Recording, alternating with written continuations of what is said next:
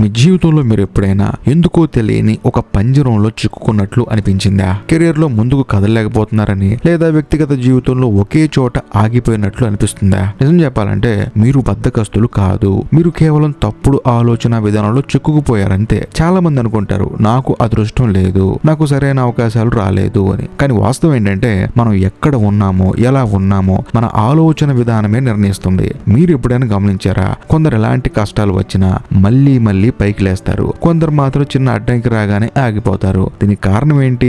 అదే mind set, అంటే మన ఆలోచన విధానం. మనకు రెండు రకాల మైండ్ సెట్లు ఉంటాయి. ఒకటి ఫిక్స్డ్ మైండ్ సెట్, రెండోది గ్రోత్ మైండ్ సెట్. మనం ఫిక్స్డ్ మైండ్ సెట్ లో ఉన్నప్పుడు కొన్ని సంకేతాలు స్పష్టంగా కనిపిస్తాయి. అవేంటి ఇప్పుడు చూద్దాము.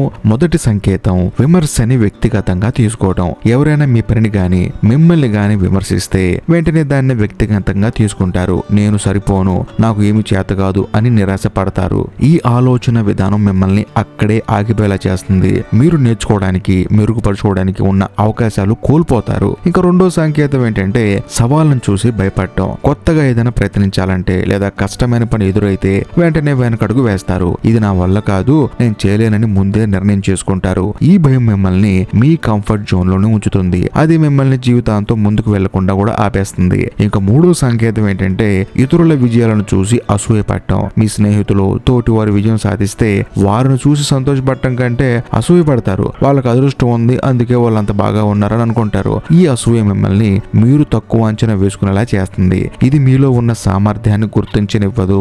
ఈ మూడు సంకేతాలలో మీలో ఏవైనా ఉన్నాయా? అయితే మీరు ఫిక్స్డ్ మైండ్ సెట్ లో చిక్కుకుపోయి ఉండవచ్చు, కానీ నిరాశపడాల్సిన అవసరం లేదు. దీని నుంచి బయటపడటానికి మార్గం ఉంది. అదే గ్రోత్ మైండ్ సెట్. మన జీవితాన్ని మార్చే శక్తి ఈ గ్రోత్ మైండ్ సెట్ కే ఉంది. మరి గ్రోత్ మైండ్ సెట్ ని ఎలా అలవర్చుకోవాలి ఇప్పుడు చూద్దాం. మిమ్మల్ని మీరు బ్రేక్ చేసుకోవడానికి ఈ మూడు గ్రోత్ హ్యాబిట్స్ ని ఫాలో చేయాలి. మొదటి గ్రోత్ హ్యాబిట్ వచ్చేసి విమర్శని ఒక అవకాశంగా చూడటం. మీరు ఏదైనా తప్పు చేసినప్పుడు దాన్ని ఒక పాఠంగా తీసుకోండి. ఎవరైనా మిమ్మల్ని విమర్శించినప్పుడు దాన్ని మీ అభివృద్ధికి ఒక మెట్టుగా భావించండి. ప్రతి విమర్శలో నేర్చుకోవడానికి ఏదో ఒక విషయం ఉంటుంది. అది మీ బలహీనతను గుర్తించి వాటిని సరి చేసుకోవడానికి మీకు సహాయపడుతుంది. ఇంకా రెండో గ్రోత్ హ్యాబిట్ ఏంటంటే సవాళ్లను స్వీకరించండి. కొత్తగా ఏదైనా చేయాలంటే భయపడకండి. మీరు చేయగలరా లేదని ఆలోచించుకోకుండా ప్రయత్నించండి. ప్రతి సవాల్ మిమ్మల్ని మరింత బలవంతులు చేస్తుంది. ప్రయత్నిస్తే ఏదైనా సాధ్యమని గుర్తుంచుకోండి. ఆ విషయం అస్సలు మర్చిపోకండి. ఇంకా మూడో గ్రోత్ హ్యాబిట్ ఏంటంటే ఇతరుల విజయాలు స్ఫూర్తిగా తీసుకోవటం.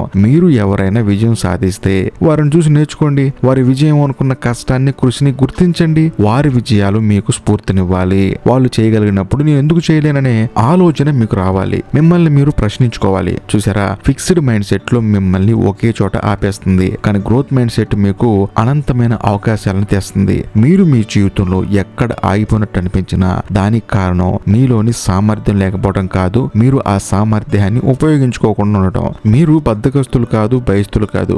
మీరు కేవలం మీ ఆలోచన విధానాన్ని మార్చుకోవాలంతే.